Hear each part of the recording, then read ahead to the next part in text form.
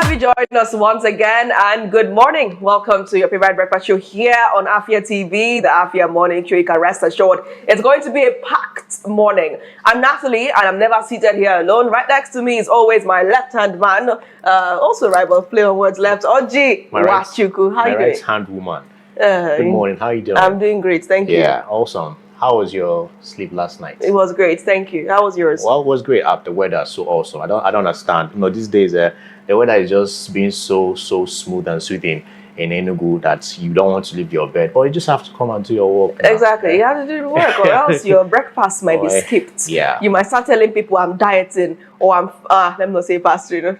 Or you say you're doing 011 when you back because of breakfast is a challenge. Or it's a great deal actually too. And in this case, Mama Nemeka cannot save you. Yes, because you need money in your pockets. Why Mama Nemeka? I don't know. I just imagine someone, selling some nice hot up and down the road. Oh my God, I think of her as being Mama Nemeka. I think I need a Mama Nemeka in my life right now. Yes, all right. So it's a lovely, cool, humid morning in the cold city of Enugu, Nigeria. It is Thursday, one day closer to Friday. And if you slept through yesterday's rain, then trust me, you slept as well as I did. We're not here alone. We're joined in the studio by Afia TV and radio producer, presenter of the sports show, CC Emechebe. Mr. CC, so good to have you join us. It's great to be here again, Natalie. Great to have you. And welcome back from your sojourn. Yeah, thank you very much. Yeah, it was smooth. Thank God for the journey messages and everything. Weather, of course, was an issue. Flight was delayed for 3 hours. But thank God we're back in one piece. That's right. And we're happy to have you back. Are you excited to look at the papers this morning? Oh, definitely. Let's bring it on. What do you hope to see? What do you think you'd see? Well, there's a lot that we need to see. Like, I think one of the trending bits of news has to do with the allegations. We love allegations in this part of the world. I think as journalists, we're abusing the word alleged. Yes. Alleged. But that's a safety net. Just for you to be on the safe side. Yeah. Exactly. It's a safety net. Unconfirmed reports and all that. We need to normalize purported coup. Okay, let's go straight to the dailies this morning. We'll start with Daily Trust. Alleged coup plot. Sylva confirms raid on residents. Federal government withdraws pardon for Maryam, Sanda and drug dealers. Alleged Christian genocide. U.S. lawmakers relying on faulty data, according to the federal government. Shetima to ACF. Don't allow mischief makers divide Nigeria. National Assembly okays Tinubu's request to borrow $2.35 billion. Kano confirms 4 new variants of poliovirus. Banks' credit to private sector drops by 6 trillion naira in 4 months. On the Punch, coup controversy. Military tracks 45 billion naira in NDDC. Detained soldiers linked in NDDC top shots probe. Sylva out of country denies links with alleged coup. Tinubu revokes pardon for Sanda 140 high-profile inmates. And Senate screening CDS eyes foreign partnership to crush insurgency. On The Guardian, federal government backtracks on pardon as Nigerians question due process. Opaque oil incentives may cost Nigeria 6 trillion naira yearly, according to Naiti Sislak, as they warn. Service chiefs unveil ambitious plan at Senate confirmation. And of course, the story on the reps approving Tinubu's $2.4 billion loan also makes the front cover of The Guardian. On Vanguard, how to fix Nigeria's security challenges, according to service chiefs. Tinubu excludes convicts of kidnapping, drugs, firearms offenses from clemency list. Why we're backing Soludo's re-election, according to a section of Onitsha residents. On Daily Global, demolition displaced Oworonoshoki residents sell off belongings for peanuts. Also here, Edo police confirm kidnap of 7 passengers, rescue of 8 others along. Federal government insists lawyers must pay 7.5% VAT under new tax law. Also here, Commissioner of Police FCT visits Buhari and Garam communities, strengthens security deployments in border areas. And lastly here, too bad I'm not allowed to run for 3rd term, according to U.S. President Donald Trump. Daily Independent. Foreign inflows steady naira amid weak domestic FX supply. Pardon list Tinubu drops convicts of kidnapping, drugs, arms, orders. Sylva not part of Coup, says aide, confirms military raid on home. Our salaries are amputated before payment, says Nasu, as they lament. And the big infographics right there showing all the new service chiefs, right? This Nigeria clemency Tinubu reviews list from 175 to 35. Court orders permanent forfeiture of $49,700 recovered from ex-INEC official. Moving over to Blueprint. Maryam Sanda orders pardon reversed to balance justice with compassion, says FG commutes husband's killer's death sentence to 12 years. 85 orders enhance terms. We need adequate funding to tackle security challenges, says service chiefs. FG Stella signed $400 million deal to boost local steel production. Female police officer rescues accident victim, gets medication with own money. Moving over to Platform Times.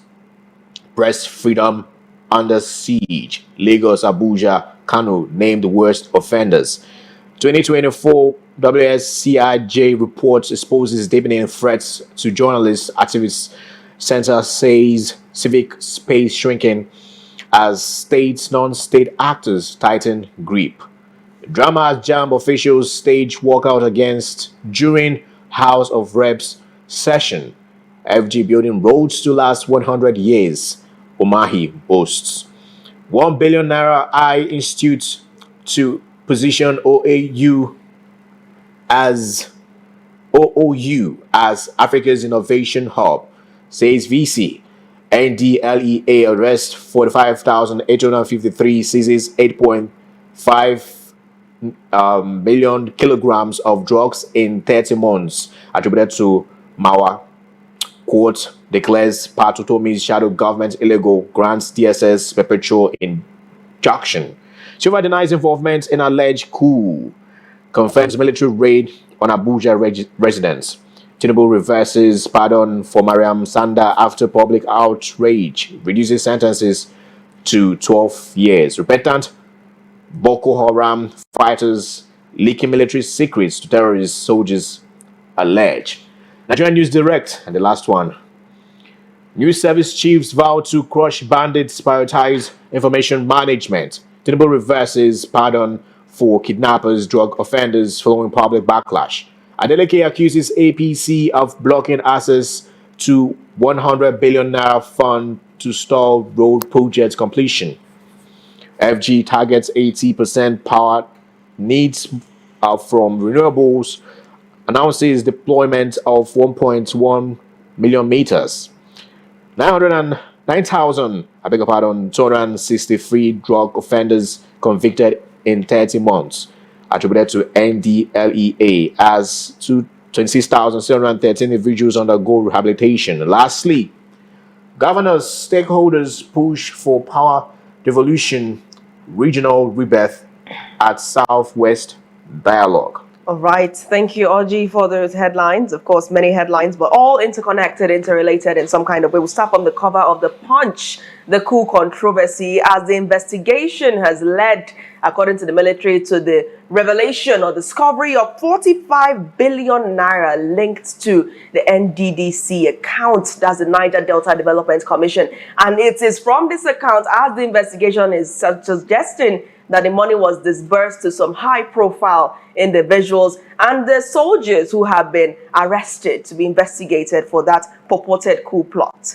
What's your reaction to this revelation? And as we also know, there are also allegations around the former governor of Bayelsa State and former Minister of State for Petroleum Resources, Timipre Sylva, who we understand, as reports are suggesting, is currently out of the country, as his home in Abuja and in Bayelsa was raided by the military, and we saw in one of those homes his brother was arrested.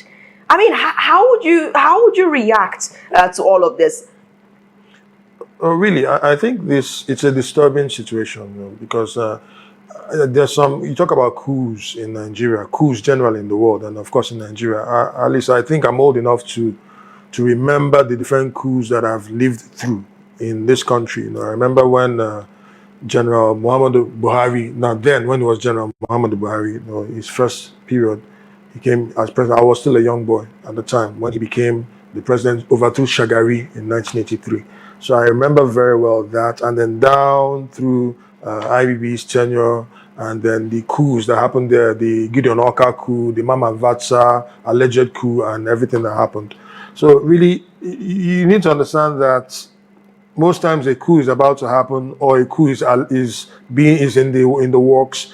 They want to overthrow the government, and then some people are actually asking for the military to come in. Let me just say this right now before I make my comments regarding Timipre Sylva's connection to this. It's an allegation, and he has the right to clear his name, because 45 billion naira being traced to that account, the NDDC account, and then having his fingerprints all over. It could be a case of him being complicit. It could also be a case of him being framed, because you know we don't know the details. We have to give the benefit of doubt to every party that's involved there and give him the chance to clear his name. But one thing I have to say, so that Nigerians who are listening, who have not lived through military regimes before, even the most flawed of democracies is much better than the military regime. They need to understand this. So those who are cheering for the alleged coup plotters and everything. So having said that, I think the burden of proof now lies on Timipre Sylva. He's he hasn't exactly been in the good books of this government. That's the simple truth there. In his time as Bayelsa State Governor, we know the party that he belonged to, and we know the different issues that happened there. I think the relationship between him and Diri, the current governor of Bayelsa State. So understanding the political landscape and then the shenanigans that go on behind the scenes, and then knowing that 2027 is just around the corner, different things can happen. Some of them could be legitimate, some of them could be framed, doctored, and that's why, in the spirit of journalistic integrity, I'm not going to start, throwing Sylva to the dogs and then say he's guilty. No, we have to find out what exactly happened. Questions need to be asked, objective investigations need to be carried out, and then we find out this is. But overall, it is very disturbing that things have gotten this bad, because we can't tell ourselves a lie. Let's get our heads out of the sand and then tell ourselves the truth. Things have gotten this bad that coups are being discussed. The service chiefs have all been changed because of the issue of insecurity within the security outfit. So it's disturbing. But Sylva has a lot of questions to answer. My concern is if he makes himself available, he turns himself in, because naturally, if you're going to answer questions within the gambits of the law, you have to turn yourself in and then you'll be interrogated. But my concern is that if this is not what it seems to be, that he might become a scapegoat and something might happen behind the scenes. So really, I think we're just going to watch this whole drama unfold, because that's what it is. It's a drama. Okay. So we heard about this coup, right, and all that, and now some military men were arrested, up to 16 of them. We're hearing about Timipre Sylva being the one who championed or sponsored. Yes. So could this actually be a setup regarding the kind of man he is and his position in this government, right? Or could it be that he's the fall guy? My first question. My second question is, what could actually be in the offing, right? Like we're hearing of coup in this present day. What could actually be in the offing? Okay, regarding the first question, I think it pretty much confirms what I said earlier at the start there, that we talk about Sylva. He's being deemed as guilty because of the optics. We're seeing things, reports are coming in. Whether or not those reports can be reliable is left to be seen with time, because a man, we live in a situation where people sometimes are given a bad name in order to kill them. And Sylva may be a fall guy. Now, for him to be a fall guy, maybe he's complicit to a certain degree, and then he's been exposed, or he might just be framed because of his lack of alignment to the center. Let's just put it that way. So this is what's going to unfold. We're going to see. I'm very certain the truth never stays hidden for long. All the revelations are going to come out with time. The ones that they want us to see, we will see. Then the ones that they do not want us to see, we'll eventually see, so we can add pieces to the puzzle and then find out what exactly transpired. Now, down to the issue, why is this happening? That's the disturbing thing about it. It has been a very long time since we heard anything about a rumor of a coup plot. And that's a pointer to the situation on ground. Let's tell ourselves the truth. Things are not very good in the country at the moment. All right. So let's speak specifically to the issues now. And I have 3 questions. I'm probably going to bombard you, right? Please go ahead. In other West African countries that coups have been reported, do you think that there was this level of momentum? Because sometimes you start to see the smoke before the fire. True. So do you think there was this level of momentum leading up to the successful coups reported in West African countries like Niger, like Mali, Burkina Faso back in the day? So do you think this kind of reports emerged before those coups? Secondly, why would the Niger Delta Development Commission want to, if the investigation proves that they are complicit in this, why would they want to overthrow the president, Bola Ahmed Tinubu? And thirdly, do you think that this former governor that is being accused should have any reason to want to plot or try to overthrow the government? And just to put it in perspective, he has come out through his spokesperson to deny any connection to this coup plot. And we understand that it is a high-profile crime with dire consequences when it fails.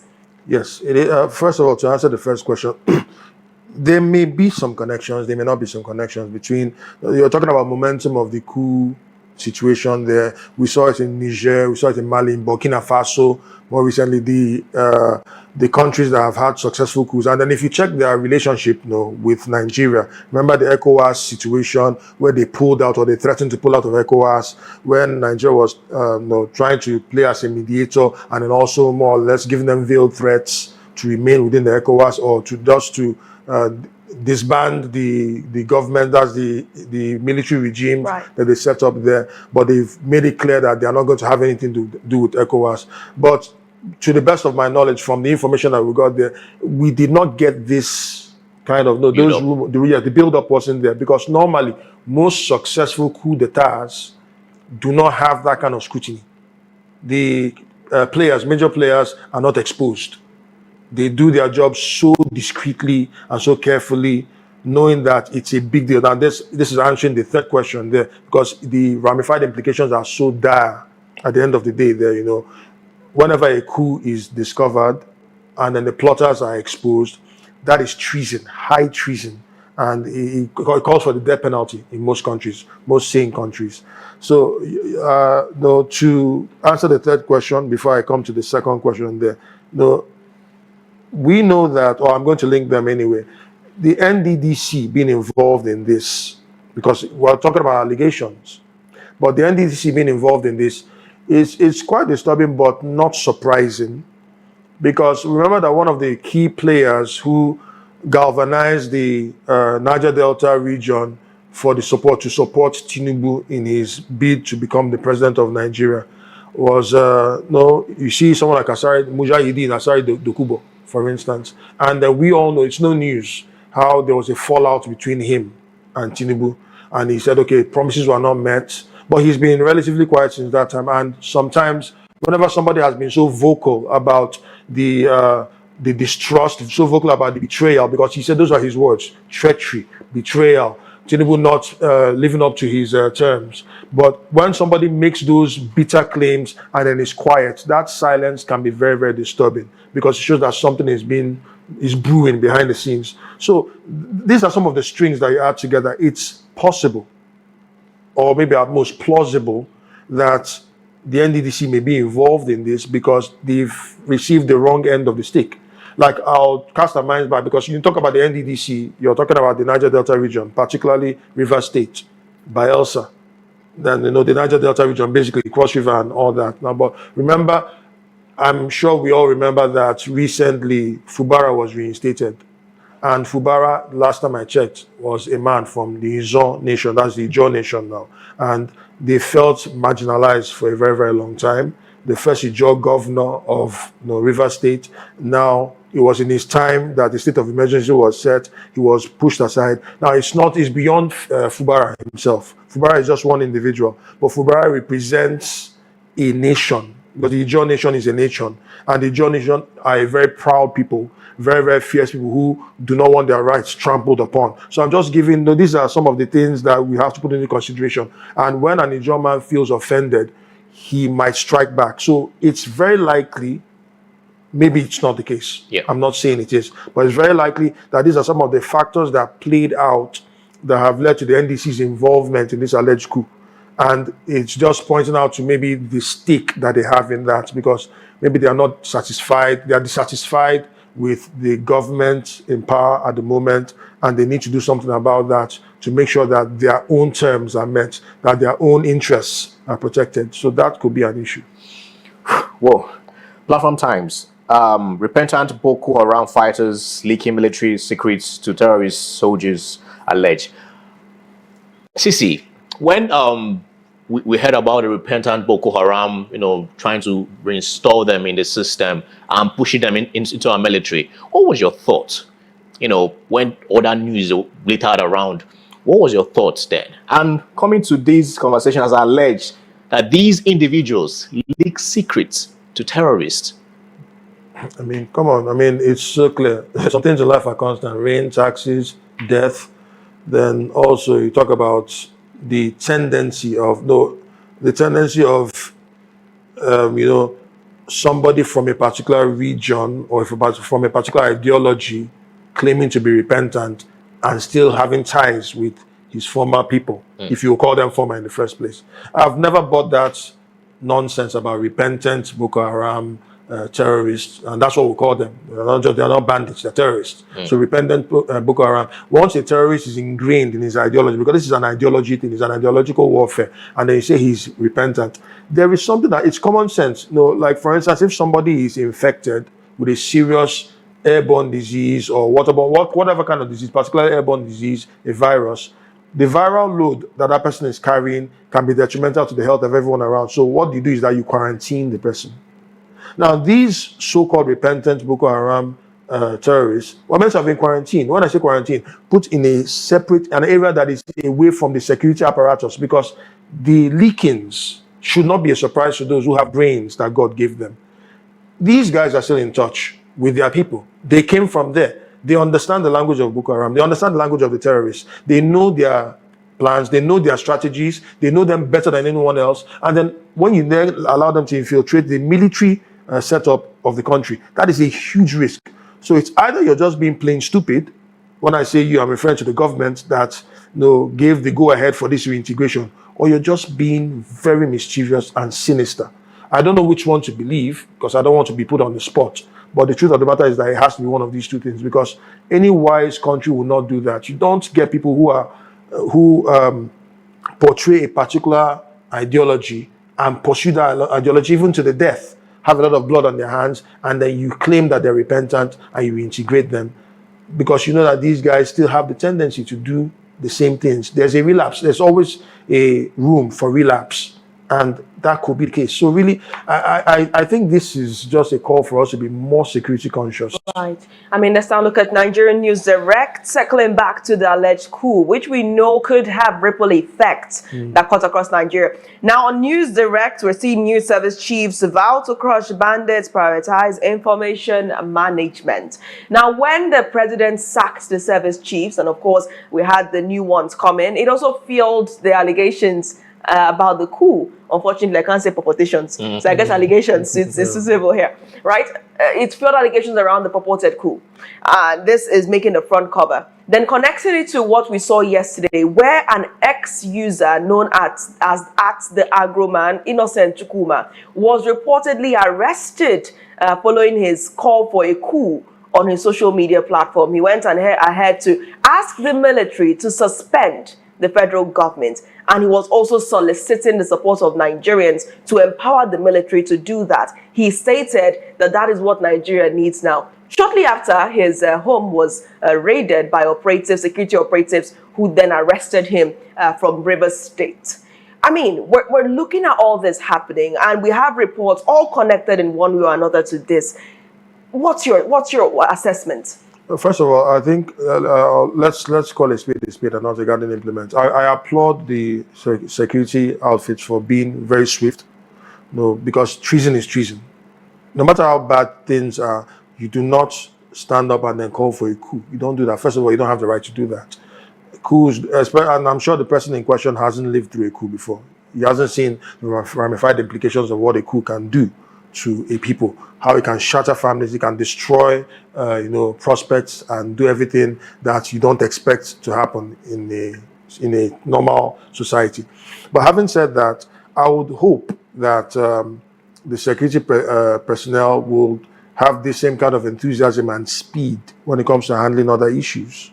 Like, for instance, last time we've been talking about Sambisa Forest and all the other zones where you have Boko Haram terrorists, like Urawa and the rest of them.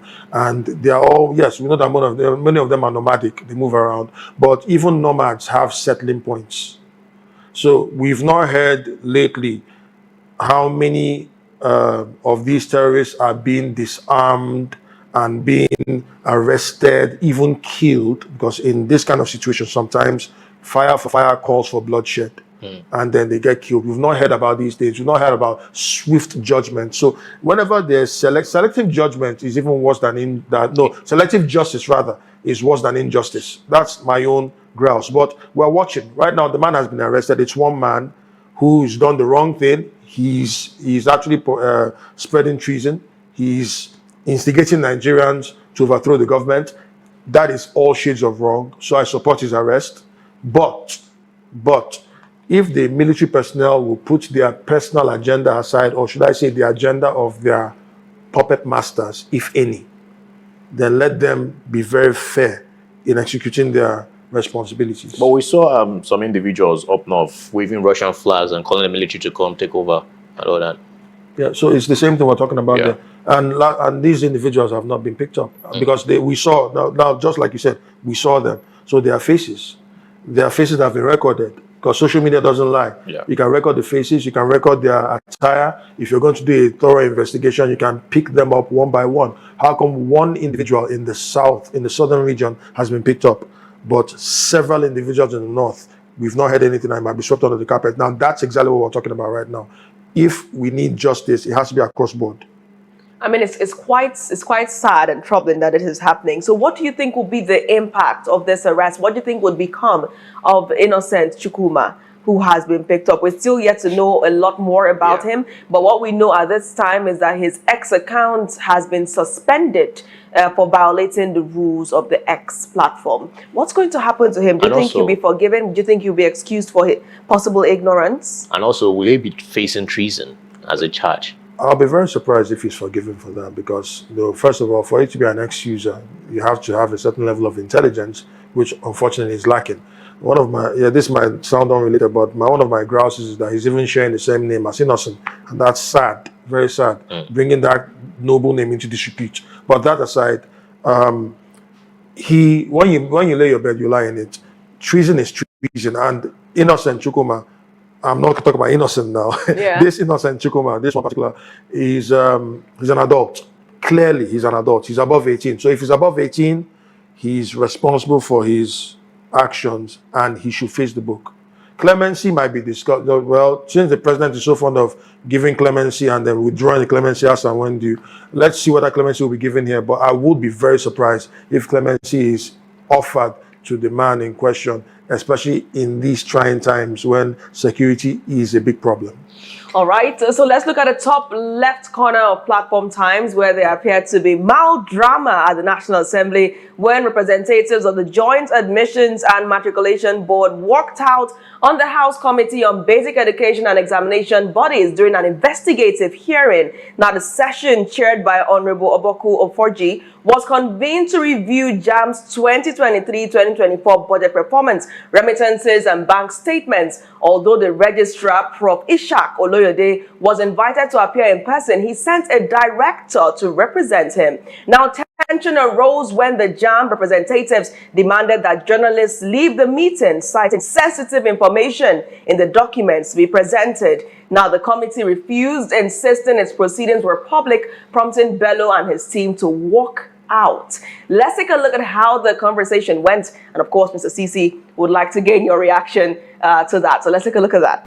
But One thing the committee will not take from any agency is when the agency refuses to submit documents that were requested by this committee in line with Section 88 and 89 of the 1999 Constitution as amended. And you refuse to submit those documents, and you think the committee can be cowed, that we will not tolerate it. The National Assembly has requested that JAMB should furnish us with certain details of the income and expenditure, including whatever sources of revenue that they have gotten, and they chose to walk out on the National Assembly. Then whatever gaze is open to Nigerians. We have heard of instances where is it snake or something swallowed money, and I think it is the same agency. So probably a bigger swallow may have happened, and they have not prepared themselves for the autopsy. Looking at the whole scenario, of course, it's already obvious JAMB has something to hide. This is the 10th Assembly, and we have decided that as the 10th Assembly, we are not going to tolerate all this trying to evade our questions, and they make certain comments that would actually prompt for further investigation, and they think they can just walk away. This time it's going to be different. We are solidly behind the chairman of the committee for his decision not to meet anybody in secret. And from what I heard, it's quite embarrassing. It's unheard of where an agency will come in for us to oversight an agency, then the authority, the agency will tell us that, sorry, we would like to see you in private. We would like to see the chairman in private. It's very, very wrong.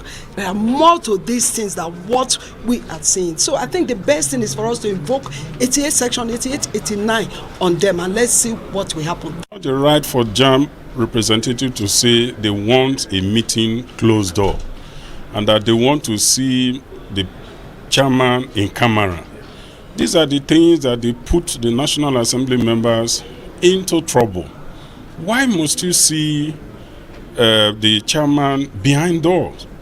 We like being open because this is public money, and public money ought to be accounted for. Of course, there you have it, the action by the JAMB officials there and the reaction by the members of the House Committee, Mr. CC. I mean, it's been called an embarrassing display by the members of that committee. Is it embarrassing to you, Mr. CC?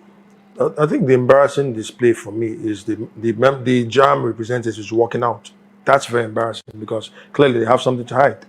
It's obvious. I mean, who does that?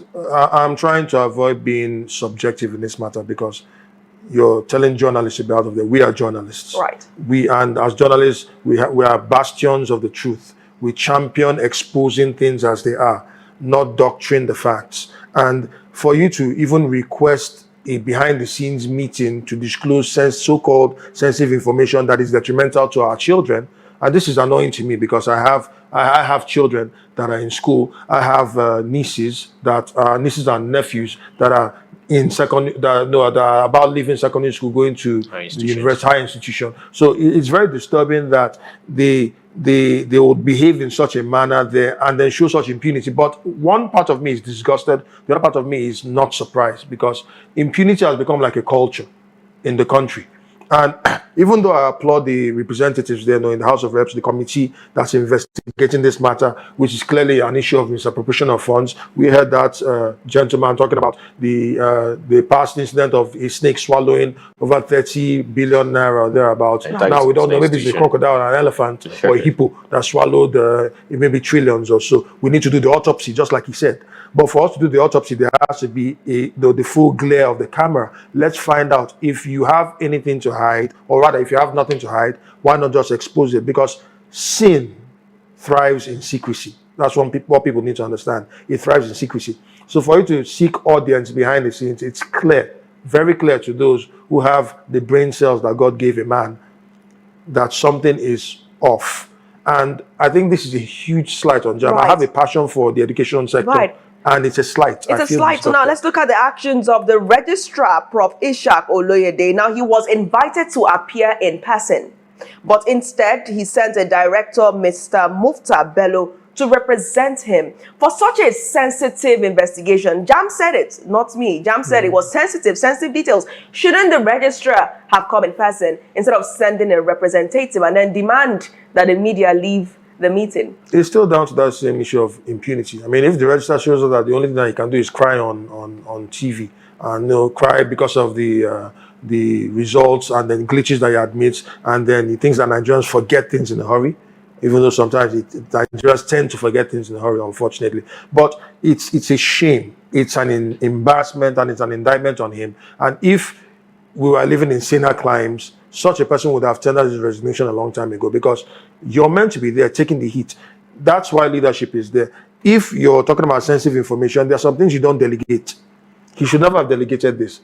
Professor Ishaq should have been there to take the heat and then explain, because the leader is in a better position to explain the details of what transpired under his watch, under his stewardship. And he's failed to do that. So he's shying away from that and then allowing some other people to take the bullets. But in this case, nobody was willing to take any bullets, because if you are willing to take bullets, you would have allowed the journalists to be there on the scene. So there's so much that's not happening. But what they fail to realize is that journalists are so dogged and journalists are so thorough. We will get to the root of the matter. And then at the end of the day, who wins? Who loses? Well, is this not a height of impunity? Professor Ishaq, you are summoned to come to a high-profile case, about your institution, but you sent a representative. Not that you even sent your representative. They staged a walkout when, things didn't go their way. What are you trying to shroud in secrecy that can't be made out there? If you're accused of something, why not defend yourself?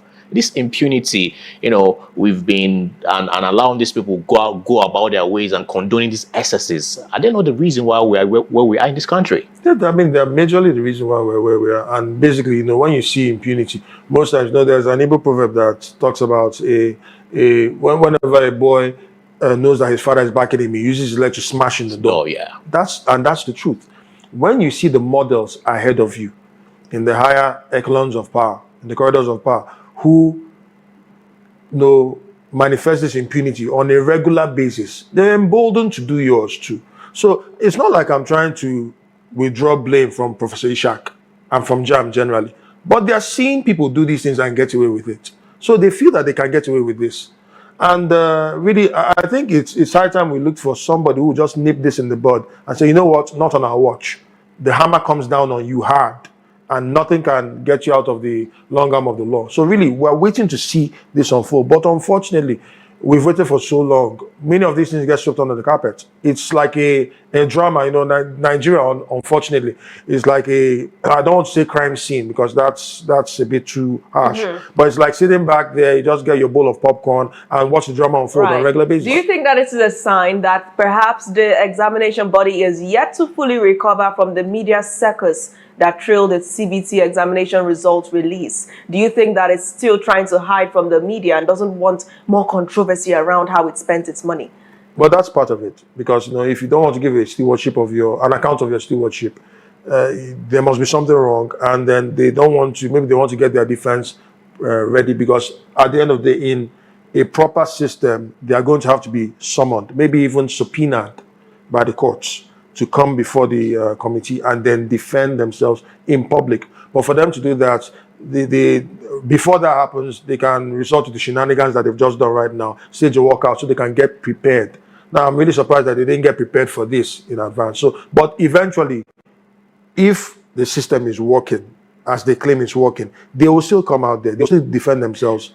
But they are trying, obviously, like what you said, Natalie, they are trying to dodge the media. But for how long? You can't do it for long. Right, and they're still going to reconvene, and now we have some kind of follow-up to it. It's great that the committee is setting out to make sure they investigate. I think they've actually triggered them by this walkout. I just hope that at the end of the day, they find out what literally happened and all that. So, and whoever that is, should be brought to book. That's fine. All right. Thank you, Mr. CC, for joining the morning show and, of course, sharing your informed insights. And let's see where JAM walks to now they've left the committee meeting. True. The morning show returns, and when we come back, we'll be taking a special report. This time is featuring MTN, as it appears to have awarded scholarships to some lucky students. Kosi Ene would have that report right after this break. Stay tuned.